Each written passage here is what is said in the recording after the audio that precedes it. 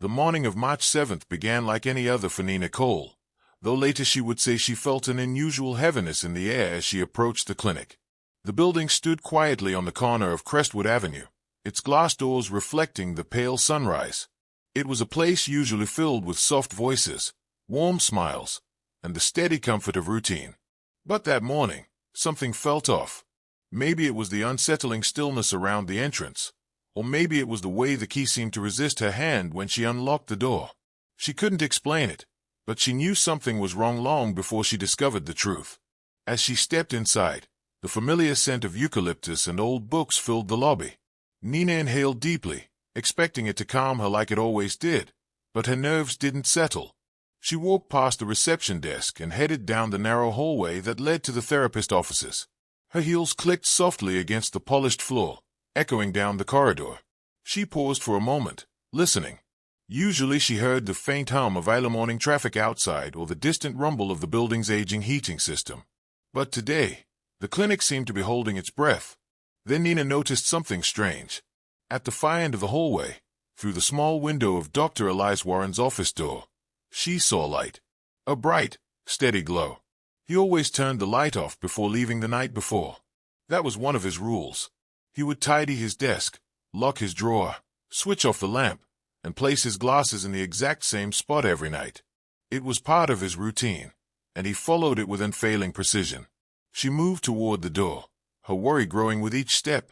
When she reached it, she knocked gently out of habit. Dr. Warren often arrived early, preparing notes or catching up on paperwork. Maybe, she thought, he had simply forgotten to tell her he planned to come in before the clinic opened. But after a moment of silence, she knocked again, louder this time. Still no answer. Her pulse began to race. She turned the doorknob, expecting it to open. It didn't. Locked. She knocked once more, calling his name softly. The only response was the faint buzz of the ceiling light inside. Something was wrong. Nina hurried back down the hall, nearly tripping as she rushed around the corner to find security. She found Samuel, the building's security guard, sipping coffee near the entrance. She explained the situation with breathless urgency, her voice trembling. Samuel frowned deeply, immediately setting his mug aside. He followed her back to the office, and with a concerned look, instructed her to step back. He knocked firmly on the door and spoke Dr. Warren's name with enough authority to be heard clearly through the wooden barrier. Silence answered him. Then, shaking his head, he inserted a master key into the lock, but it didn't turn. It was as if the lock had jammed from the inside. "This shouldn't happen," he muttered, confused. "This key opens everything." He pushed against the door again, calling the doctor's name with growing urgency. When he received no response, he turned to Nina with a grim expression. "Stand back." He threw his weight against the door once, twice, and on the third attempt, the lock gave in with a sharp crack. The door swung inward. The moment it opened, Nina's hand flew to her mouth. The office was eerily still. The warm yellow light from the desk lamp cast long, heavy shadows across the room. The air smelled faintly sweet, though neither of them recognized the scent at the time. Papers were neatly arranged on the desk, just as Dr. Warren always left them. A pen lay parallel to the edge, perfectly aligned. The bookshelf behind him remained organized by subject, just as it had been last night. Everything looked normal at first glance, except for the man sitting in the leather chair. Dr. Elias Warren sat perfectly still, his body slightly slumped but kept upright by the firmness of the seat. His eyes were open, staring forward with a glassy emptiness that made Nina's heart drop instantly. His mouth hung slightly open, as if he had tried to speak but couldn't finish his sentence. His skin had taken on an unnatural pale tone, drained of warmth, and there were no signs of struggle, no overturned furniture, no visible wounds, nothing disturbed, just the horrifying stillness of someone who would never move again. Nina felt the room start to spin. Samuel rushed forward, checking for a pulse he knew he wouldn't find. His voice cracked as he called for emergency services. Nina backed away, her mind refusing to accept what her eyes saw. She remembered the way Dr. Warren greeted her every morning, always warm, always calm. She remembered how he offered her reassuring words whenever she felt overwhelmed. Now he sat in front of her, lifeless and frozen in place. Paramedics arrived quickly, followed by police. They moved with methodical urgency, checking the room inch by inch. But their confusion only grew. There were no defensive wounds on Dr. Warren's body. No bruises. No signs of poisoning visible to the naked eye. Nothing broken. Nothing missing. Well, almost nothing. On the corner of the desk, where Dr. Warren usually kept his small audio recorder, there was an empty slot. The recorder itself was there, but the memory card was gone. Removed carefully. Deliberately. As if someone had wanted to take the one piece of evidence that could explain what had happened in that room. Detective Mara Levin arrived shortly after. She was a sharp, observant woman with a reputation for uncovering truth, even in the most complicated cases. When she stepped into the office, she paused, letting her eyes adjust and absorbing every detail. Something in the room made her frown immediately. The locked door, the undisturbed furniture, the missing recording, the faint sweet scent lingering in the air. All of it painted a picture that made no sense. She asked for the building security footage. Samuel escorted her to the main surveillance room. Nina followed, though she felt as if she were floating outside her own body. The video showed Dr. Warren entering the clinic at 6:01 p.m. the night before. He walked calmly, holding a cup of tea in one hand and his briefcase in the other. He moved with the same relaxed posture he always had. Then at 6:14 p.m., he returned to his office. After that, the hallway remained empty.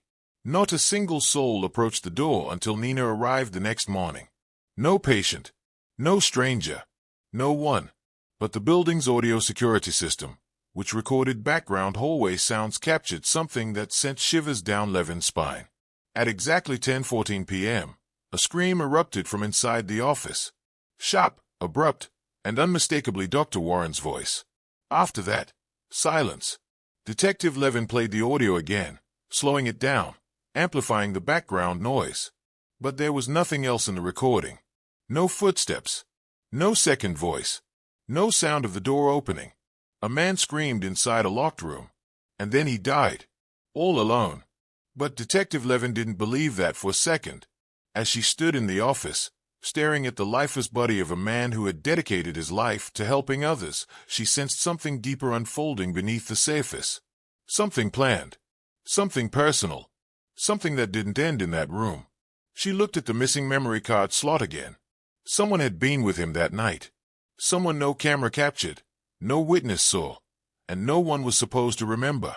The final session was missing, and the truth was only beginning to show itself. Detective Mara Levin stepped out of the cold morning air and into the quiet hallway of Crestwood Therapy Clinic, her boots clicking softly against the floor. The hallway still felt thick with the fear and confusion left behind by the discovery of Dr. Elias Warren's body. She paused for a moment just inside the door, her sharp eyes scanning the space as if the walls themselves might whisper answers. She had been on the job for more than 13 years, and during that time she had investigated murders in alleyways, abandoned warehouses, and busy streets, but something about a death inside a locked room always unsettled her. A locked room meant secrets. It meant careful planning. It meant a killer confident enough to leave behind no obvious trace. Nina Cole stood near the doorway, arms crossed tightly around herself as though she needed to physically hold herself together. Her eyes were red from crying, though she tried to hide it. When she saw the detective approach, she straightened her posture, trying to look composed. But her voice shook the moment she opened her mouth. "Detective Levin, thank you for coming. I still can't believe this is real." Levin offered a gentle nod. "I'm sorry for your loss. I know Dr. Warren meant a lot to you." She had reviewed Nina's employment records on the way over.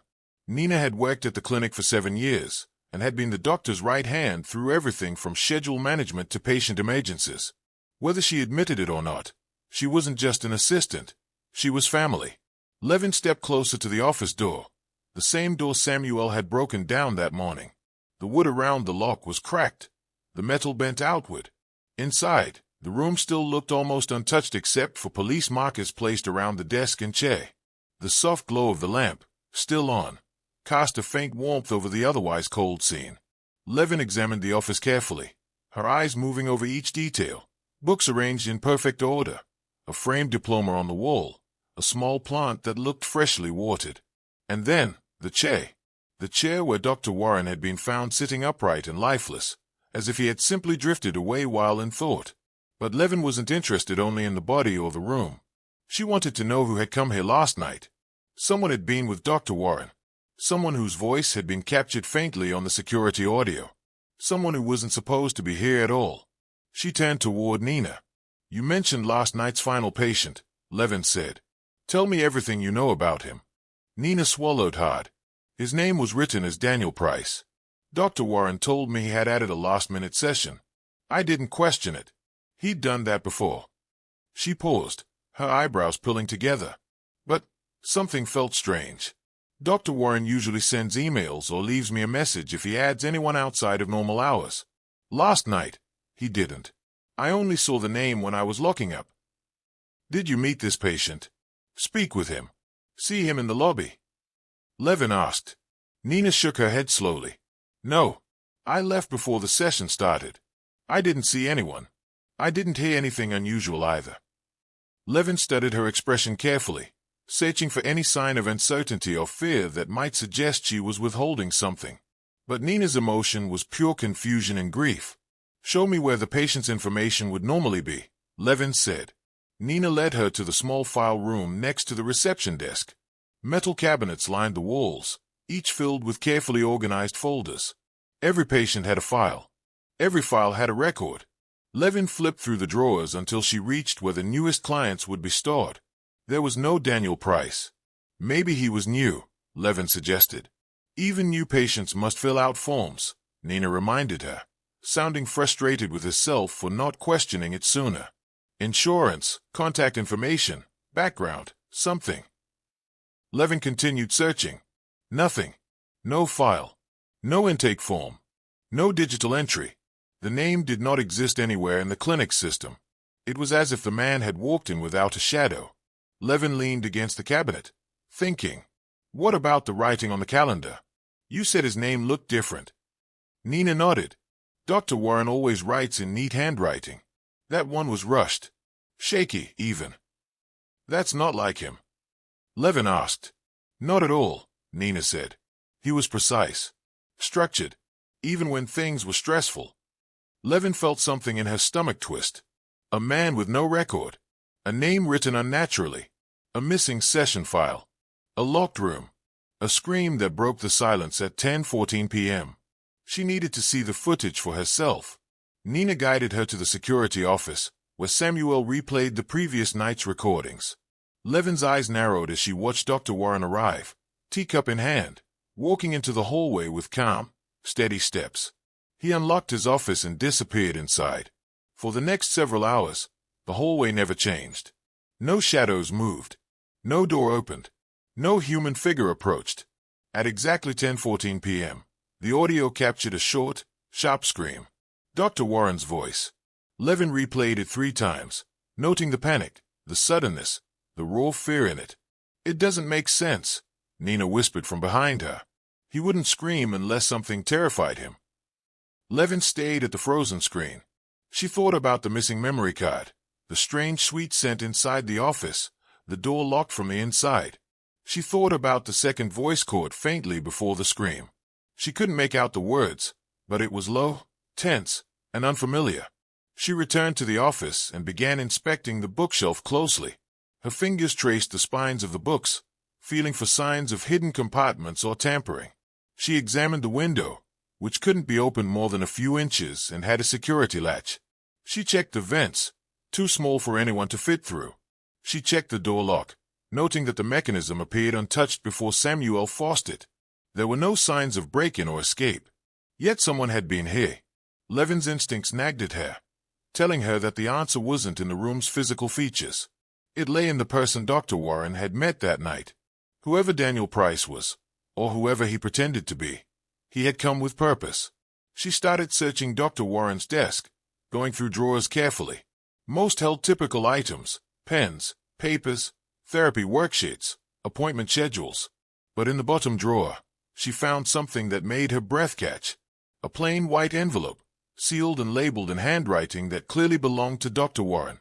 "If something happens, read." She opened it slowly. The note inside was short but filled with uneasiness. "I know he is coming. I know what he wants. If this reaches you, I failed. He isn't a patient. He is an obsession. Someone I could not save.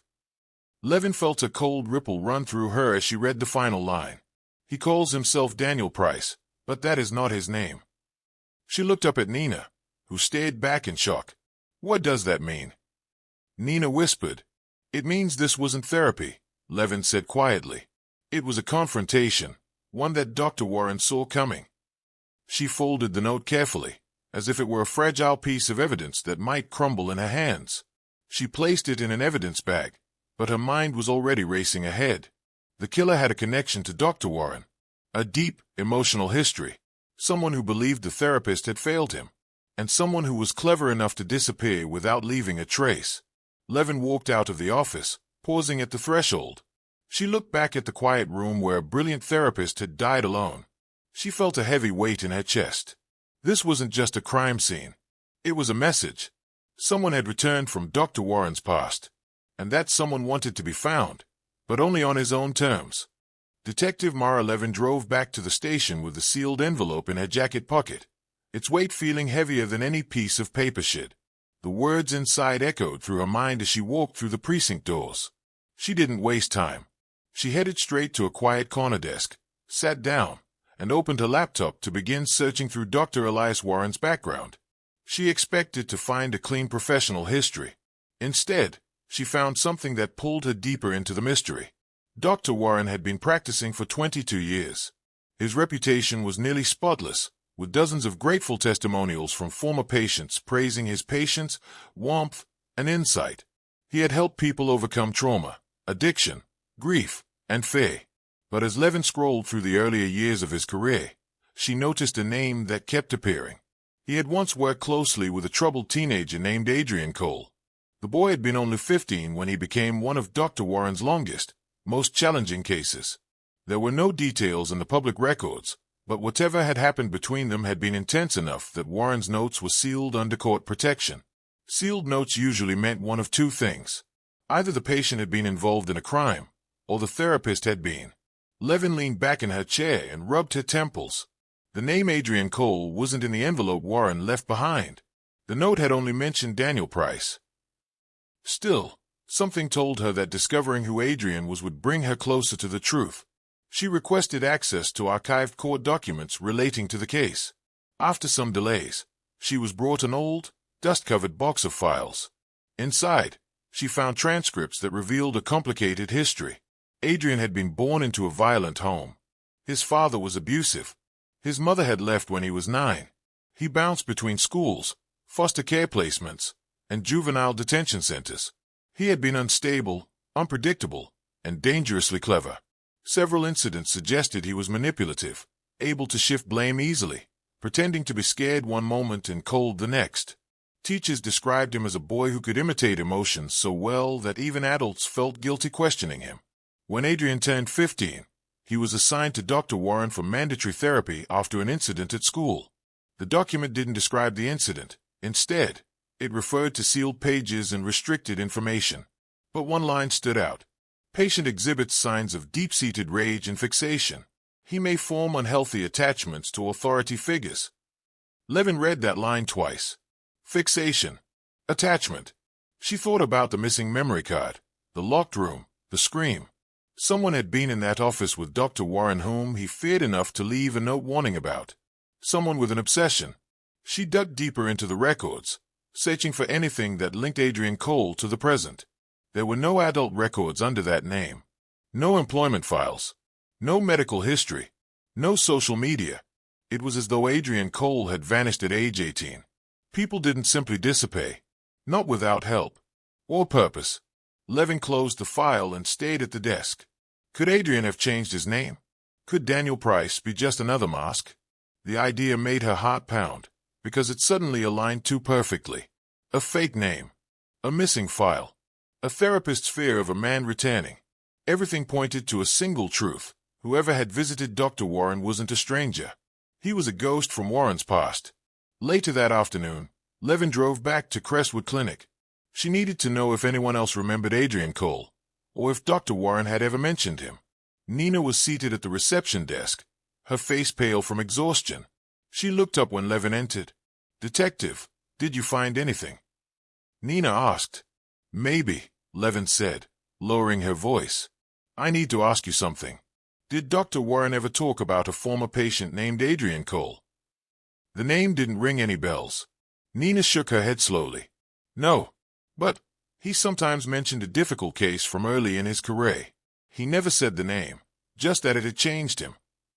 Changed him how? Levin asked. Nina thought for a moment. He said the patient was unpredictable. Someone who could smile while he lied. Someone who made him question whether therapy could really help everyone. Levin's heart tightened. That description fit the file perfectly. Before she could ask more, Samuel appeared in the hallway, waving them over. Detective, you need to see this. They followed him to the security office. He pointed at the monitor showing the clinic's front entrance camera. The footage was from earlier in the day, before police had sealed the building. A man had stood outside the front doors at 6:32 a.m., before anyone arrived. He kept his face lowered beneath a hood, but his posture was strange. He stood perfectly still, facing the camera without moving for nearly a minute. Then he turned quietly and walked away.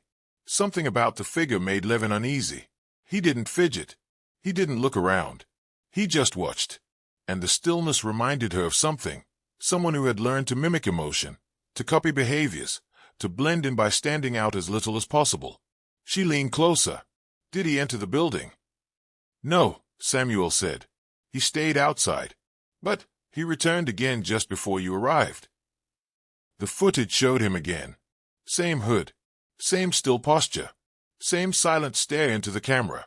But this time, he raised his hand and pointed toward the lens slowly, deliberately, like he knew exactly who would be watching later. Then he walked away again. Nina stepped back in fear. What does that mean?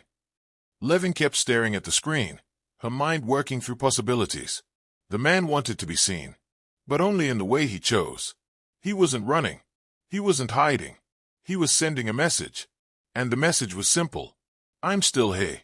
Later that evening, Levin returned to her office. She spread out all the files on her desk, forming a timeline. On one end was Adrian Cole at 15, angry and unstable. On the other end was the death of Dr. Warren. Everything between them was a blur. She needed to understand how Adrian's life had unfolded after therapy. Had he gotten better? Had he disappeared? Or had he spent years planning this moment? She reread the final lines of Warren's note. He is an obsession. Someone I could not save. Levin closed her eyes. Therapists were trained not to carry guilt for their patients' failures. Yet Warren clearly believed he had failed someone so deeply that he expected that person to return. Therapists rarely say things like that about ordinary patients. Levin tapped a pen against the table. If Adrian Cole had changed his identity, she needed to trace it. She sent out a request to state and federal databases to search for anyone with similar physical traits, similar age, or similar patterns of disappearance. She asked for records of name changes, witness protection entries, and missing person reports that might connect. The system began scanning. It would take hours. While she waited, she opened Warren's professional profile. A photo of him smiling at a conference filled the screen. Kind eyes. A calm face. A man who believed in healing. She wondered if those eyes ever saw danger coming, or if he had convinced himself he could fix Adrian long before he realized the boy he tried to save had grown into a man who couldn't be saved at all. Her computer dinged suddenly. The search results had returned one match. Just one. A man named Cole Adrianson, age 32. No address. No employment. No photo. Only a single record that he had legally changed his name 18 years ago before disappearing completely. A chill ran through Levin's entire body. The date of the name change was the same week Adrian Cole turned 18. Her heart pounded as she whispered to herself. He didn't disappear. He just became someone else. And now, that someone else had returned for the therapist who once tried to rebuild him. The past wasn't gone. It had walked right back into Dr. Warren's office, locked the door, and left with the truth. Detective Myra Ortega stood in the quiet hallway outside Dr. Adrian Holt's office long after the rest of the police team had left for the night. Something about the room still bothered her. The locked door, the missing audio, the strange shadow behind the frosted glass, and the name Helena, the mysterious last patient. Myra couldn't shake the feeling that every clue they had found so far was just surface level. The real story, The real person behind the therapist's death was still hidden in the dark like a whisper no one could quite hear. She stepped back inside the office. The lights buzzed softly, the same soft golden glow filling the space. But now, in the quiet, it felt colder. She stared at the leather armchair where Dr. Holt usually sat, the place where he had listened to hundreds of people confess their fears, secrets, and hopes. Next to it, the client's couch looked untouched, smooth and perfectly arranged. But when she leaned closer, she noticed a corner of the fabric slightly lifted. Something had been pressed underneath. She pulled it out carefully. A folded yellow sticky note. One sentence written in a shaky hand. She wants her story to stay buried. Myra exhaled slowly. The same handwriting as the last appointment entry. The same signature that had written Helena. But what story did Helena want buried? And why was Dr. Holt involved in it? The next morning, Myra visited the Holt family again. Adrian's wife, Lydia Holt, greeted her with tired, red-rimmed eyes. She looked as if she hadn't slept in days. Myra asked gently about Helena, about whether Lydia had ever heard the name before. At first, Lydia shook her head, then froze, as if a faint memory was tugging at her. She walked to a drawer in the living room, searching through piles of old photographs, letters, and holiday cards until she pulled out a small black and white picture. A young woman stood next to Adrian, both of them smiling politely at what seemed like a university event. The woman's name, written on the back, was Helena Ward. She was in Adrian's psychology class, Lydia explained in a quiet voice. He used to tutor her. She was brilliant, but troubled. I only met her once or twice. Then she vanished. Adrian said she dropped out of school. Myra thanked her, though her mind was already racing ahead. This Helena existed. She had a history with Adrian, and now her name was the last one written in his appointment book. But if Helena hadn't been around for years, why return now? And how? At the station, Myra ran Helena Ward through the system. The results tightened her breath. No current address. No work records. No medical or school updates. No banking. It was as if the woman had simply dissolved into the air 20 years ago. But there was one record, an old missing persons report filed by Helena's parents in 2005. The case had been closed due to lack of evidence and no signs of foul play. But she had never officially been found. If Helena was still alive, why had she contacted Adrian after all these years? And what did she want from him? Myra drove to the address listed on the old report, a small house on a quiet street. Helena's mother answered the door, an elderly woman with trembling hands and soft, sad eyes. Myra explained who she was and why she'd come. The woman invited her inside, her voice gentle but weighed down by years of grief. She spoke fondly of Helena, her intelligence, her love for literature, her strange fascination with shadow psychology. But her story shifted when Myra mentioned Adrian Holt. Helena's mother hesitated, then confessed that Helena had grown obsessed with Adrian during her final months in school. She believed he understood her more deeply than anyone, that he saw something inside her no one else could. But Adrian, trying to maintain professional boundaries, pushed her away. After that, Helena spiraled into paranoia. She spoke about voices that didn't belong to her and memories that weren't hers. Then one night, she disappeared, leaving a note saying she needed to return what wasn't meant for her. They never heard from her again. Myra felt a shiver twist through her. This wasn't just a troubled student. Helena had been unstable for years. Could she have returned to confront Adrian? Or had someone else used her identity to lure him? Before Myra left, Helena's mother mentioned one more thing. A month before Helena disappeared, she had started seeing Adrian privately, outside regular appointments. When Myra asked why, the mother whispered that Helena had said she owed Adrian a debt, something she couldn't forget or escape from. Myra left the house with more questions than answers. She drove straight to the university archives to access Adrian's old files. Deep within the dusty storage room, she found the box labeled Holt, A, Student Records. Most of it was routine, test scores, attendance sheets, evaluations. Then she found a sealed envelope marked confidential. Inside was a short letter written by Adrian himself. It revealed that Helena had confessed to witnessing something she shouldn't have seen, involving a patient Adrian had been treating off the books. A violent patient. Someone dangerous and manipulative. Adrian had been afraid Helena would expose the session recordings, and he had convinced her to keep the secret, promising to help her. The letter didn't say who the patient was, only that Adrian believed the man was capable of hurting someone if provoked. Myra's heart pounded as she realized the weight of the words. Adrian had protected someone, and Helena had been a witness. A hidden patient, someone not in the official logs. And if that person had resurfaced, they might have come back to silence the only two people who knew the truth. Back at the station, Myra requested any off-book or unusual clients Adrian had seen in the last 6 months. His assistant provided an old handwritten sheet Adrian used before logging appointments digitally. One name stood out, an alias, clearly fake, but recently used, Daniel Cross. Myra searched the name. Nothing. Then she checked Helena Ward's old case file, cross-referring the handwriting and signature. The looping curves, the spacing, the rhythm of the strokes, they matched. Someone had been writing under both names, and it wasn't Helena. The realization hit Myra like cold water. Someone had been pretending to be Helena. Someone who knew her handwriting. Someone who had access to old records. Someone who wanted to lure Adrian into a trap. The missing audio recording, the locked door, the stage struggle, it all pointed to the same possibility. The killer wasn't Helena. The killer was someone connected to the secret patient Adrian once protected. As Myra stared at the evidence board in front of her, a chilling thought rose. What if the hidden patient never left? What if he had been watching Adrian all these years, waiting for the right moment? And what if Adrian had known he would come back? On the far edge of the evidence board was the sticky note found under the couch. Myra picked it up again, reading the words slowly. She wants her story to stay buried. But now she saw what she had missed before. The word "she" had been written over something else, something faint beneath the ink. Myra held it under the light, tilting it until the original letter showed through. It wasn't "she" at all. It had originally said "he." He wants his story to stay buried. The killer had changed the pronoun on purpose, leading them astray.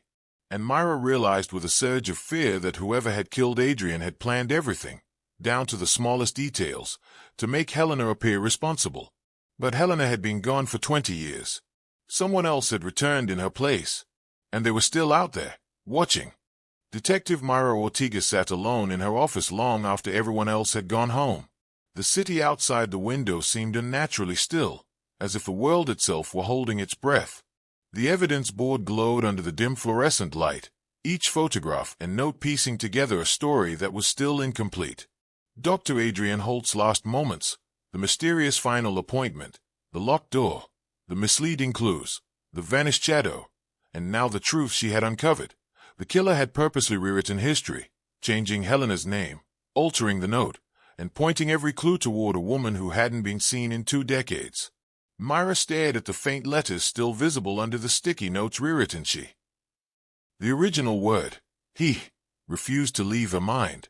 Whoever the hidden patient was, he had known Adrian well enough to mimic Helena, manipulate evidence, and plan a killing that felt both personal and ritualistic. She studied Adrian's face in an old photograph clipped to the board. He looked confident, calm, the kind of man who carried people's secrets with a strange sense of duty. But in that same picture, Myra noticed something she hadn't before.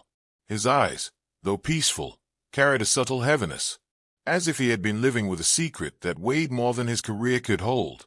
The thought pushed her toward a new question. What if Adrian had never truly stopped treating the hidden patient?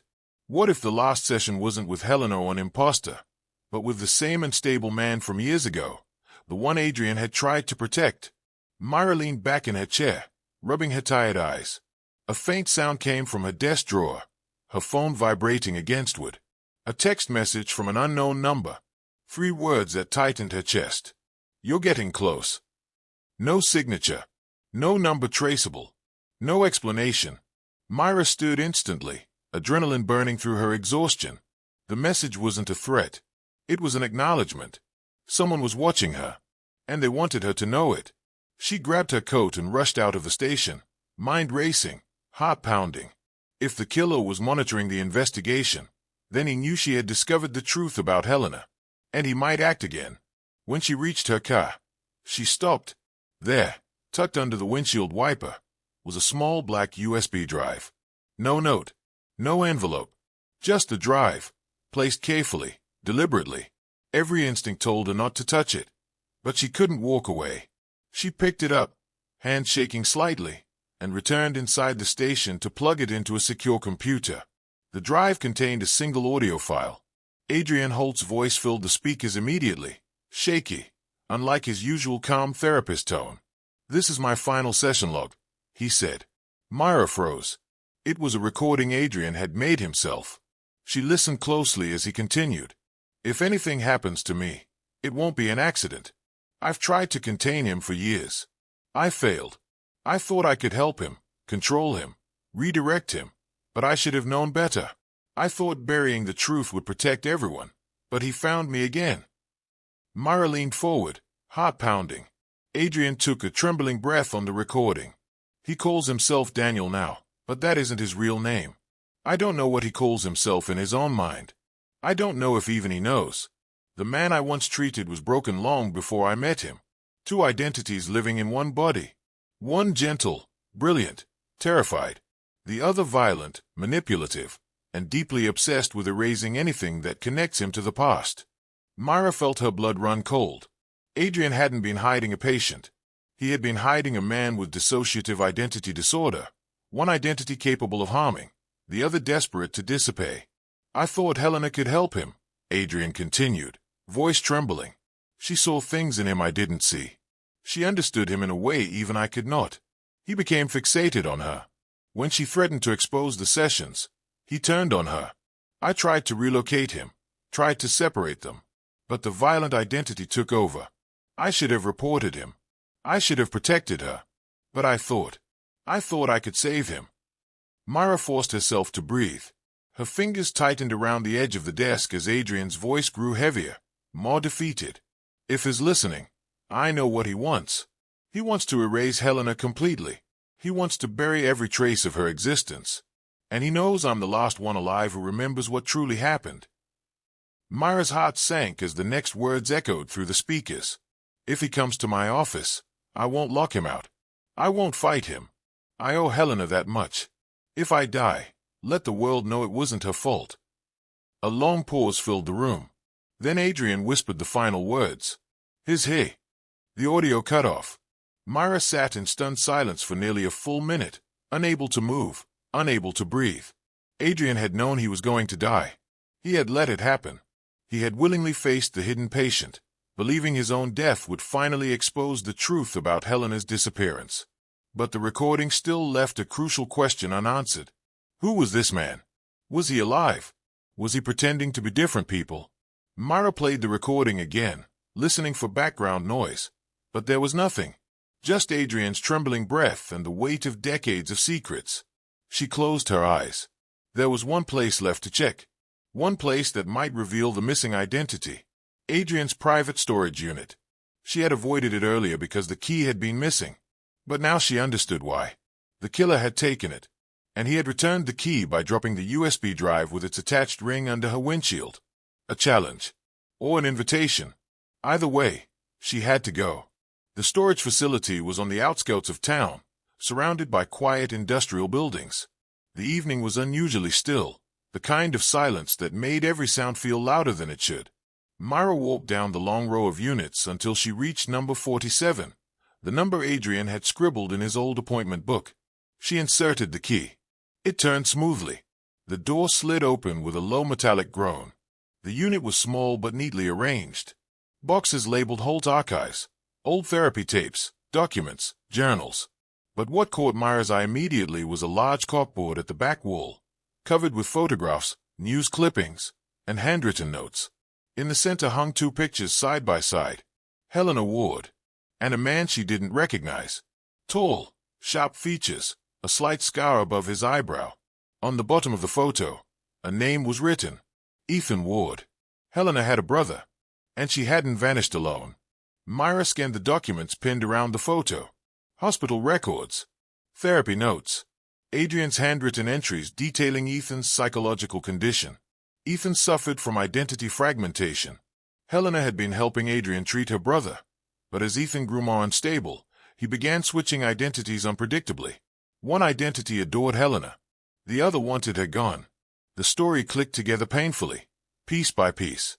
Ethan had killed Helena during a dissociative episode, then fled. Adrian had discovered the truth but kept it buried, trying to treat Ethan secretly for years.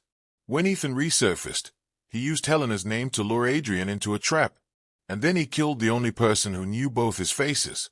As Myra turned to leave, her flashlight flickered across the far corner of the unit. A man stood there, half hidden in shadow, as quiet as if he had grown out of the darkness itself. Tall, sharp features, a faint scar above his eyebrow. Ethan Ward smiled softly, almost sadly. "I knew you'd find the truth, detective," he said in a calm, gentle voice. The voice of the harmless identity. Then his expression shifted, eyes narrowing as a different voice followed. "And now you know too much." Myra reached for her gun, but Ethan stepped back into the shadow, vanishing behind a stack of boxes. By the time she rounded the corner, he was gone. The unit door still open, the cold night swallowing every sound. Ethan was out there. The hidden patient was free again, and the final session was far from over.